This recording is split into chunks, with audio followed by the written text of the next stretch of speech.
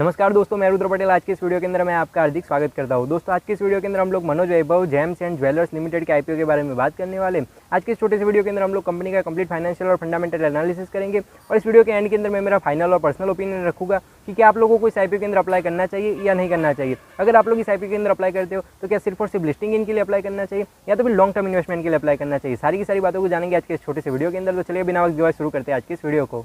तो मैं आ चुका हूँ यहाँ पर मेरी स्क्रीन के ऊपर। तो सबसे पहले हम लोग कंपनी के बारे में थोड़ा बहुत जान लेते हैं। Incorporated in 2003, Manoj Vaibhav gems and jewellers limited, also known as a Vaibhav jewellers, is a regional jewellery brand in south India. तो बेसिकली ये साउथ इंडिया की एक ज्वेलरी ब्रांड है। अगर हम लोग कंपनी के बारे में थोड़ा बहुत और इन्फॉर्मेशन कलेक्ट करें तो the company offers gold, silver and diamond jewellery, precious gem stones and other jewellery products through retail showrooms as well as through its website. तो बेसिकली ये लोग अपने ऑफलाइन शोरूम्स और जो उनके ऑनलाइन वेबसाइट है उसके थ्रू गोल्ड, ज्वेलरी और दूसरे जो यहाँ पर प्रीसियस जो चीज़ें होती है उसको ये लोग यहाँ पर सेल कर। तो हम लोग बात कर लेते हैं आईपीओ की इंपॉर्टेंट डेट्स और डिटेल के बारे में। जो आईपीओ है वो 22 सितंबर के दिन यहाँ पर ओपन हो रहा है, वही 26 सितंबर के दिन ये आईपीओ यहाँ पर क्लोज हो रहा है। अगर प्राइस बैंड की बात की जाए तो 204 रुपये से लेकर 215 रुपीज़ पर शेयर का यहाँ पर प्राइस बैंड रखा गया है। रिटेल कैटेगरी के अंदर जनरली हमें कट ऑफ प्राइस सिलेक्ट करने का रहता है और जो एचएनआई कैटेगरी होती है उसके अंदर हमें टॉप वाला प्राइस सिलेक्ट करने का रहता है। वही लॉट साइज की बात की जाए तो 69 शेयर्स का यहाँ पर एक लॉट रखा गया है। और अगर टोटल इशू साइज की बात की जाए कि इस आईपीओ के जरिए कंपनी कितना पैसा रेज करने की कोशिश करी है, तो टोटल इशू साइज जो है वो 217 करोड़ का है।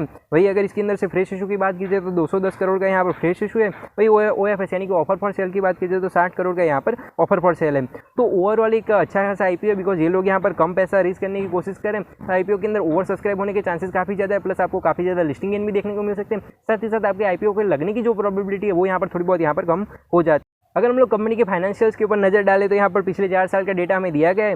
अगर हम लोग फाइनेंशियल 2020 की बात करें तो उस टाइम पर इन लोगों के पास में 818 करोड़ के यहाँ पर इन लोगों के पास में एसेट्स थे। वही लास्ट फाइनेंशियल 2023 के अंदर इन लोगों के पास में 1077 करोड़ के यहाँ पर इन लोगों के पास में एसेट्स थे। तो मतलब कि पिछले 4 सालों के दौरान यहाँ पर एसेट्स के अंदर काफी अच्छी ग्रोथ हमें देखने को मिल रही है। अगर रेवेन्यू की बात की जाए तो इन लोगों का फाइनेंशियल 2020 के अंदर 1284 करोड़ का यहाँ पर इन लोगों का रेवेन्यू था। वही लास्ट फाइनेंशियल 2023 के अंदर 2031 करोड़ का यहाँ पर इन लोगों का रेवेन्यू था। तो रेवेन्यू के अंदर भी काफी अच्छी ग्रोथ देखने को मिली है। अगर प्रॉफिट आफ्टर टैक्स की बात की जाए तो लास्ट फाइनेंशियल 2020 के अंदर इन लोगों का 24 करोड़ का प्रॉफिट आफ्टर टैक्स था। वही लास्ट फाइनेंशियल 2023 के अंदर 71 करोड़ का यहाँ पर इन लोगों का प्रॉफिट था। तो प्रॉफिट की ग्रोथ काफी अच्छी देखने को मिली है, बिकॉज पिछले 4 सालों के दौरान करीब यहाँ पर प्रॉफिट के अंदर 3 गुना जितनी ग्रोथ देखने को मिली है। तो सबसे पहली और सबसे अच्छी चीज यहाँ पर यही।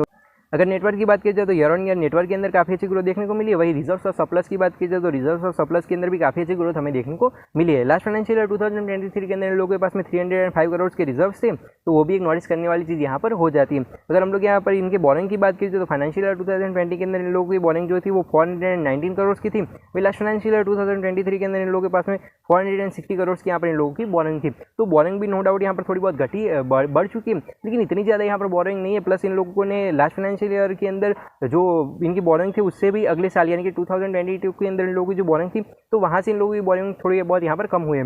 और ये लोग यहाँ पर धीरे धीरे अपनी बोरिंग को भी कम करने की कोशिश कर रहे हैं, तो एक अच्छी चीज यहाँ पर हो जाती है। अगर मैं ओवरऑल फाइनेंशियल्स की बात करूँ तो पर्सनली मुझे इस कंपनी के फाइनेंशियल और फंडामेंटल काफी ज्यादा पसंद है। तो इस कंपनी के पास में एसेट्स, रिजर्व्स और सरप्लस, रेवेन्यू, प्रॉफिट सब कुछ काफी ज्यादा अच्छा है।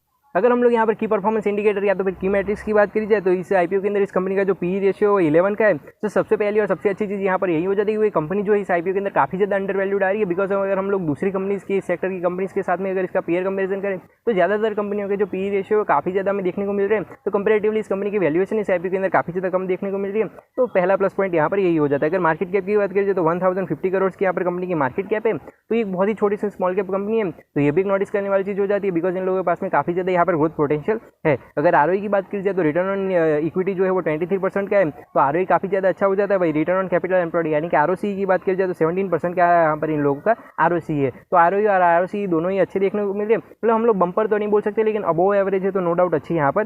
तो हम लोग डेट टू इक्विटी रेशियो को थोड़ा सा ज्यादा बोल सकते हैं, बिकॉज कंपनी के ऊपर काफी ज्यादा डेट है, तो वो भी एक नोटिस करने वाली चीज यहाँ पर हो जाती है। अगर ईपीएस की बात की जाए तो 18 रुपीज का इन लोगों का ईपीएस है, तो वो भी काफी अच्छा यहाँ पर हो जाता है। अगर रिटर्न ऑन नेटवर्क की बात की जाए तो 20% की इन लोगों की रिटर्न ऑन नेटवर्क है। तो ओवरऑल इनका जो की मैट्रिक्स या तो फिर की परफॉर्मेंस इंडिकेटर को हम लोग देखें तो कंपनी काफी ज्यादा अच्छी नजर आ रही है। प्लस कंपनी की जो वैल्यूएशन है वो भी आईपीओ के अंदर कम है, तो भी एक अच्छी चीज यहाँ पर हो जाती है।